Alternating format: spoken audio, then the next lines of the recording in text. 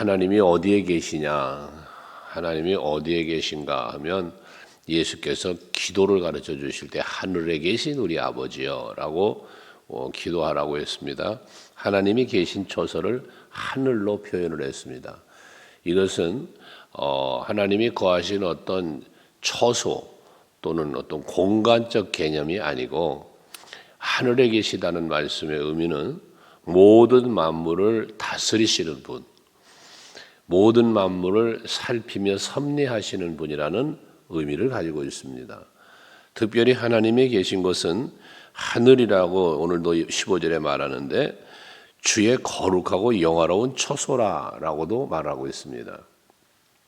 주님이 거하는 처소가 영화롭고 거룩하다는 의미는 여호와 하나님이 거룩하시고 여호와 하나님이 영화로우시다는 말씀으로 봐야 됩니다.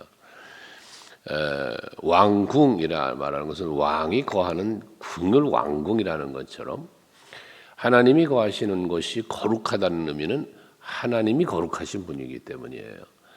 그것이 영화롭다는 말은 하나님이 영화로운 분이시라는 말씀이죠. 그러므로 이제 지금 이사야 선지자가 이스라엘 백성들이 겪는 고통 중에서 하나님 앞에 간절한 기도하는 오늘의 말씀인데, 오늘 여러분들의 기도도 바로 이렇게 모든 만물을 다스리며 여러분들의 삶의 모든 환경을 섭리하시는 하나님께 구하여야 하고, 그리고 그 하나님은 거룩하고 영화로우신 분이기에 내가 또한 그 거룩함과 영화로움에 참여하는 자가 되기를 사모하며 기도하셔야 할 것입니다. 그래서 그런 곳에서 살펴달라라고 말했고, 또 그 처소에서 보옵소서라고 말씀을 하여 이제 이 어려움에 처한 이스라엘 백성을 살펴주시고 또 보살펴달라는 말씀이죠. 보옵소서 하는 것은 코람데오라는 말을 하죠. 하나님 앞에서 살아가는 삶을 말합니다. 여러분들이 하나님이 여러분을 살피시고 하나님이 여러분을 보시고, 이것이 여러분 우리에게 은혜임을 알아야 합니다. 하나님이 나를 보고 계신다는 것이 은혜로 알아야 하고요, 하나님이 나를 살펴주신다는 것은 그분의 보호하심이니 이것이 우리의 구함이 또한 되어야 한다는 것이에요.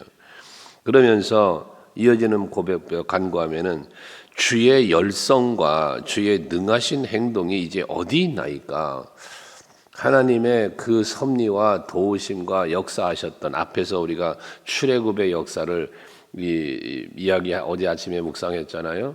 그 출애굽의 놀라운 기적 같은 일을 이루신 여호와의 하나님의 그 열성, 그 권능이 어디 계십니까? 라는 이 간절한 기도를 하면서 지금도 하나님의 그 열성적인 그리고 열정적인 그리고 또 전능하신 그러한 도우심을 간구하는 것이죠.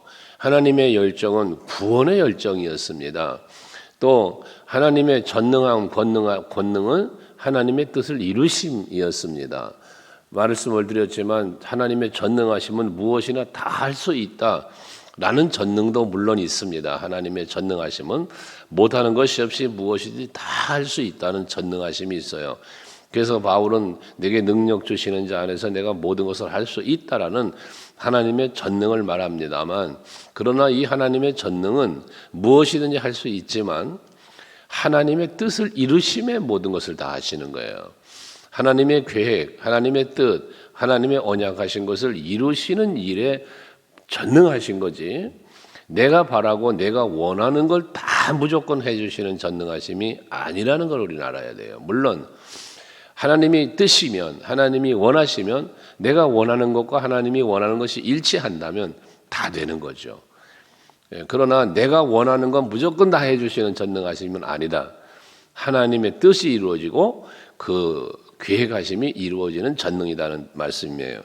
그래서 이사야 선지자는 지금 이제 어디 있나이까 라는 간구함으로 하나님의 그 전능하신 권능과 그리고 또 열성과 이 모든 것들이 자기에게 다시 임하여 주시기를, 나타나 주시기를 바라는 간구합니다 말이죠. 또 이어서는 주께서 베푸시던 간곡한 자비와 사랑이 내게 그쳤나이다. 이 기도도 마찬가지, 하나님의 그 간곡한 자비와 사랑이 내게 임하기를 원한다. 그쳤다고 표현을 했는데 이제 그 사랑이 멈추지 마시고 그치지 마시고 다시 그 사랑으로 우리를 이 백성을 살펴달라는 기도를 하고 있는데 여기에 간곡한 자비라 또 사랑이다라고 하는 간곡하다는 말은 우리 인간의 입장에서는 간절함이죠. 간절함. 근데 이 여기서 말하는 간곡함이라는 것은 풍성하다는 의미를 가지고 있는 거예요. 풍성하다. 그래서 하나님의 사랑이 풍성하게 하나님의 이 자비가 풍성하게 그 임하던 그 사랑이 그 자비가 그쳤다는 말이에요. 그러니 지금 그 사랑이 그 자비가 필요함을 지금 간절히 바라는 이사야 선지자의 기도였다는 것입니다. 오늘 우리들이 사는 현실도요, 오늘도요, 우리는 하나님의 이 풍성하신 자비와 사랑이 필요한 우리들입니다. 함으로 이 아침에도 여러분들이 이 하나님의 오늘 이 이사야 선지자 15절의 간구처럼 하나님의 열성과 그리고 또 전능하신 그 행동, 전능하신 역사하심, 그리고 풍성한 자비와 사랑이 내게 임하여 달라는 기도가 여러분에게 있기를 원하고 또 그러한 은혜가 여러분에게 임하기를 주 여러분으로 축복합니다. 그러면서 16절에는 주는 우리 아버지시다 라는 고백을 반복해서 16절에 두 번이나 합니다. 하나님은 우리의 아버지다. 이 아버지라는 의미의 말씀은 무엇입니까? 하나님은 우리의 언약의 하나님이시다는 거예요. 언약의 하나님. 하나님이 우리의 아버지가 되신 것은 하나님의 일방적인 언약으로 선포로 택하심으로 이루어진 거지 내가 하나님을 택하여 아버지 삼은 건 아니죠. 하나님이 나를 자녀 삼아 주신 거죠. 하나님이 나를 하나님의 백성 삼아 주신 거죠. 택하심에 있단 말이에요. 그러니까 결국 이 고백은 뭐냐? 주는 우리 아버지라는 이 고백은 하나님은 나의 언약의 하나님이십니다. 하나님이 나를 지으셨습니다. 하나님이 나를 택하셨습니다. 나는 하나님께 속한 사람입니다. 속한 민족입니다. 라는 고백을 하는 거예요. 우리가 하늘에 계신 우리 아버지여 하고도 기도하지만 여러분들이 기도하실 때에 주여, 아버지 이런 표현을 하는 것은 바로 하나님과 나와의 관계이거든요. 관계가 없으면 기도할 수도 없고요. 관계가 없으면 응답도 없는 거예요. 그 아버지, 하나님은 나의 아버지라, 하나님을 아버지라 부르는 것 자체가 은혜고 복인 것이죠. 그래서 이것은 하나님과의 관계인데 여기 보면 아브라함은 우리를 모르고 이스라엘은 우리를 인정하지 아니할지라도라는 표현을 했어요. 여기서 말하는 아브라함과 이스라엘은 말 그대로 아브라함과 야곱과 이어졌던 언약을 말하는 거예요. 아브라함에게 주신 언약이 이삭에게로 야곱에게로, 그 야곱이 이스라엘이라는 이름을 바뀌면서 이스라엘에게 주어진 모든 언약들이 된 건데 이렇게 그들이 몰라준다고 할지라도 하나님은 우리 아버지다라는 거예요. 이것은 결국 출애굽의 역사를 이루셨던 하나님의 출애굽은 결국은 언약의 성취잖아요. 아브라함과의 언약을 이루시는 하나님이 출애굽의 역사를 이루신 거단 말이죠. 그러니 지금 우리가 겪고 있는 이 어려운 상황을 아시는 아버지, 우리에게 주셨던 그 약속들을 이 출애굽 아브라함과의 언약을 성취시키시더라 출애굽과 가나안을 주셨던 하나님의 놀라운 그 역사를 은총을 지금도 나의 아버지가 되셔서 그와 같은 은혜를 베풀어 달라는 것이에요. 아브라함도 이스라엘도 우리를 모르고 인정하지 않지만 그렇지만 여호와는 우리 아버지시니 옛날부터 주의 이름을 우리의 구속자라고 하시지 않았습니까? 그러니 우리를 이 상황에서 건져 주옵소서라는 말씀이죠. 이사야 선지자는 앞에서 49장 15절이죠. 49장 15절에 보면 하나님께서 이스라엘 백성을 향하여 하신 말씀을 이사야는 기억하는 거예요. 그 말씀을 뭐라고 했냐면 여자가 어찌 그 젖 먹는 자식을 잊겠으며 자기 태에서 난 아들을 긍휼히 여기지 않겠냐. 어머니의 모성애를 이야기하는 거예요, 하나님이. 그러니 어머니의 모성애는 자기가 젖을 먹이는 어린 아이를 또 자기가 낳은 그 자식을 어떻게 잊겠느냐는 거예요. 어떻게 사랑하지 않겠느냐는 거예요. 그 모성애를 말하면서 그들이 혹시 잊을지라도, 즉 어머니가 자식을 사랑하고 어머니가 자식을 잊지 못하는 것 같은 일을 하면서 그들은 그러나 혹시나 잊을지라도, 어머니는 자식을 잊어버릴지라도 라는 거예요. 나는 너를 잊지 아니할 것이다. 하나님은 우리를 잊지 않으시고요, 버리지 아니하시고요, 떠나지도 아니하시고요, 항상 우리 곁에 계신 분이세요. 이사야 선지자는 이걸 믿는 거예요. 이걸 하나님의 약속으로 믿는 거예요. 그러니까 이 약속 앞에서 이사야 43장 10절도 말하지만 하나님 약속이잖아요. 두려워하지 말라, 놀라지 말라. 내가 네 하나님이야. 내가 너와 함께 할게. 내가 의로운 손으로 너를 붙잡아 줄게. 이 약속을 선포한 이사야 선지자는 이걸 믿는 거예요. 그러니 백성들이 지금 힘들고 어려움에 처하는 상황에서 도우리는 하나님밖에 없는 거예요. 자, 여러분, 내게는 하나님밖에 없어요. 여러분들에게 하나님밖에 없어요. 여러분 도와주시리가 하나님밖에 없어요. 여러분들을 위해서 일하실 그 권능의 하나님, 여러분 하나님밖에 없어요. 이 간절한 믿음, 그 간절한 사모함으로 이와 같이 부르짖고 있는 이사야 선지자의 마음을 여러분 한번 헤아리면서 이 고난주간 특세 기간 동안에 여러분의 그 간절한 기도함이 이 믿음을 바탕으로 한 기도이기를 바라는 겁니다. 그러면서 또 이어지는 17절 말씀에 보면 여호와여 어찌하여 우리로 주의 길에서 떠나게 하시며, 참 기가 막힌 얘기 아닙니까? 여호와여 어찌하여 우리를 주의 길에서 떠나게 하냐, 또 우리의 마음을 완고하게 하고 주를 경외하지 않게 하십니까? 라는 말을 해요. 이건 말이 안 되는 기도와 같죠.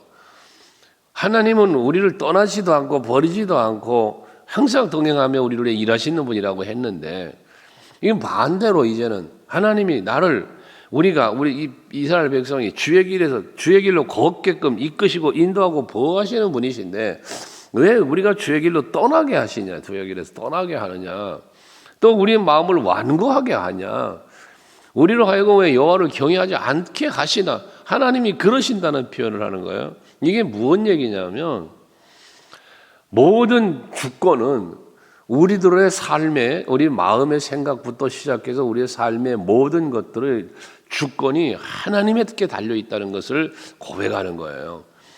여러분, 그러니까 우리가 무릇 지킬 만한 것 중에 우리 마음을 지키라는 말씀이 있는 것 같이 있잖아요. 근데 우리 이 마음을 지키는 것조차도요, 내 의지와 내 힘으로 안 되는 거예요. 결국은 내 마음 나도 몰라라는 이야기를 우리가 하잖아요. 내 마음 나도 몰라. 내가 왜 이러는지 나도 모르겠어. 이런 이야기를 우리는 해요. 그건 뭔 얘기입니까? 내 의지로 안 되는 일이 있다는 거예요. 내 마음조차도 내가 다스리지 못하는 경우가 있다는 거잖아요. 내 입술의 말과 내 삶의 행동, 행위, 삶의 환경, 내가 안 된다는 거예요. 이 모든 것의 주권은 하나님께 있음을 이사야 선지자는 지금 말하고 있는 거거든요. 출애굽의 사건에서 잘 나타나 있지만 재앙을 쏟아부을 때에 바로가 그 재앙 앞에 그만 두려워서 하나님 앞에 굴복하잖아요. 모세와 아론 앞에 굴복이지만 하나님 앞에 굴복이잖아요. 그래서 이제 가라는 거죠. 보내주겠다는 거죠. 그런데 거기에 말씀 속에 보면 계속해서 나오는 말이 뭐냐면 여호와께서 바로의 마음을 강팍하게 하셔요. 바로의 마음을 완악하게 하셨어요. 그래서 또 말을 안 듣고 또 말을 안 듣고 계속 그러다 결국 장자의 죽음이라는, 그리고 마지막엔 홍해 바다에 빠져 죽여버리시는 이런 일을 하신 분이 하나님이시지 않습니까? 그러니까 여러분, 우리는 기도를 할 때 하나님이여 내 마음을 다스려 주옵소서, 이 기도가 항상 필요한 거예요. 다윗이 그러잖아요. 정직한 영을 주시고 정한 마음을 주옵소서. 이게 하나님이 주시는 마음이 있어야 된다는 것을 다윗은 아는 거예요. 이 마음의 생각을 그분이 다스려 줘야 한다는 걸 아는 거예요. 그래서 이 기도를 다윗은 늘 했던 거거든요. 여러분, 오늘 아침뿐만 아니라 날마다 이 기도는 하셔야 돼요. 하루를 시작하실 때 늘 하나님 앞에 기도해야 돼요. 내 안에 정직한 영을 주옵소서, 내 마음에 정한 마음을 주옵소서. 그래서 하나님이 성령이 내 안에 임재하셔서 예수가 내 안에 계셔서 내 마음을 다스려 주시기를 기도해야 된다고 말이에요. 그리할 때에 내 마음이 주님에 의하여 성령에 의하여 다스려질 때 내 삶이 복되게 되는 거거든요. 그 이사야 선지자는 이렇게 왜 주에게서 떠나게 하세요? 마음을 완고하게 합니까? 주를 경외하지 않게 합니까? 하나님이 자기들에 대해서 이걸 돌이켜 주실 걸 원하는 거죠. 그래서 기도하는 거예요. 그러면서 원하건대 주의 종들 곧 주의 기업인 지파들을 위하사 돌아오시옵소서라고 말씀을 하고 있어요. 이들을 이스라엘 백성을 주의 기업이라고 그랬어요. 주의 기업으로 돌아오소서. 이 주의 기업이라는 게 뭡니까? 하나님이 다스리는 나라, 하나님이 다스리는 백성, 앞에 말한 언약의 백성, 언약의 민족이란 말이에요. 그러니까 이건 여호와의 기업입니다. 하나님이 세운 나라입니다. 하나님이 다스리는 나라입니다. 그러니 돌아오셔서 완악하지 않도록 주의 길을 떠나지 않도록 여호와를 경외하도록 도와달라는 간구를 이렇게 표현하고 있는 것이에요. 하나님께서는 에베소서 1장 11절에 보면 모든 일을 그 마음의 원대로 역사하시는 자의 뜻을 따라 모든 일을 그 원하는 대로 역사하시는 자 하나님이시죠. 하나님이 원하는 대로 모든 걸 일하시고 역사하시는 분이 하나님이신데 그분의 뜻을 따라 우리가 예정을 입어 그 안에서 기업이 되었으니 라는 말씀을 해요.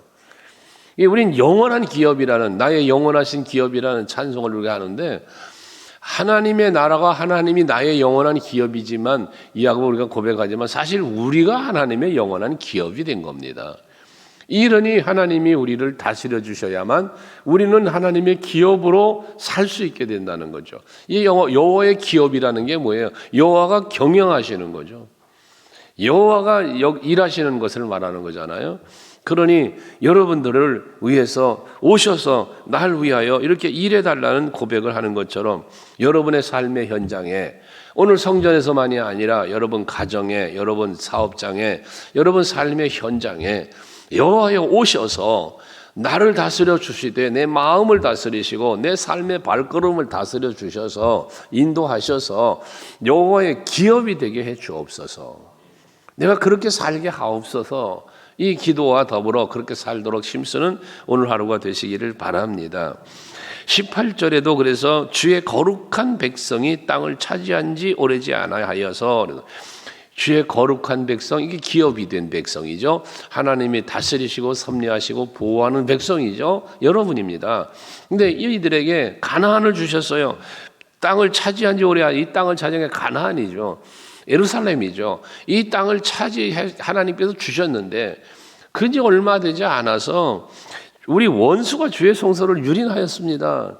여기 말하는 원수는 바벨론이죠. 포로가 된 바벨론, 이 예루살렘을 멸망시키고 이 백성들을 포로로 잡아가고 성전을 무너뜨린 이런 유린당했다 이런 표현을 하는데 그게 바벨론에 의해서 이렇게 된 거란 말이죠. 그 하나님의 능력이 없어서 아니잖아요. 하나님의 능력이 없어서 이 가나안이 성소가 유린당한 게 아니죠. 이스라엘 백성들의 죄 때문이었잖아요. 하기에 우리는 이 예루살렘 성전이 유린을 당한 것처럼 여러분 우리들이 여호와의 하나님이 거하시는 성전이라고 그랬는데 우리의 심령이 유린당하면 안 돼요. 여러분들의 신앙이 믿음이 이게 유린당하면 안 된단 말이에요. 내 안에 계시는 이 주님이 계시는 내가 성전인데 이 성전은 거룩한 곳이 되어야 하고 내 심령에는 언제나 이 주님이 계신 이 심령이 되어야지 우리의 마음이 그만 마귀에게 유린당하고 원수들에게 유린당하여 이 심령이 찢어지고 여러분 그러면 안 된단 말이에요. 여러분 심령은 깨끗해야 하고 여러분 심령은 강건해야 해요. 그래서 언제나 주님이 주인 되시는 언제나 성령이 충만함 속에 사는 우리 서강교회 성도들 되시기를 바랍니다. 그러면서 19절 우리는 주의 다스림을 받지 못하는 자 같으며 주의 이름으로 일컬음을 받지 못하는 자 같이 되었나이다 그랬어요. 두 가지를 말합니다.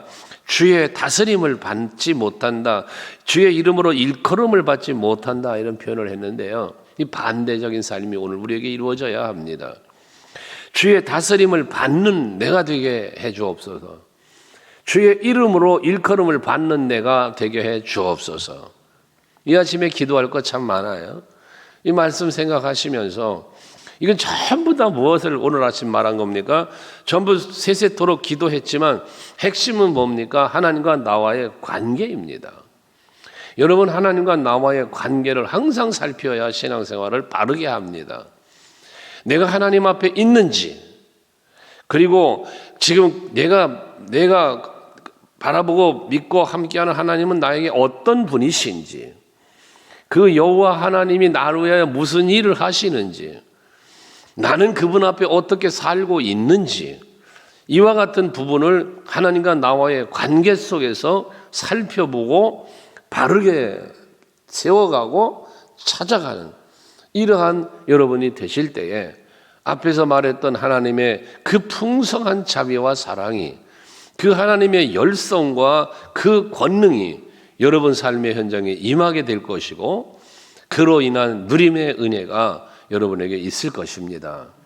오늘 아침 이 이사야 선지자의 기도와 같은 그 내용의 기도가 여러분에게 있길 원하고 응답 있기를 주의 이름으로 축원합니다.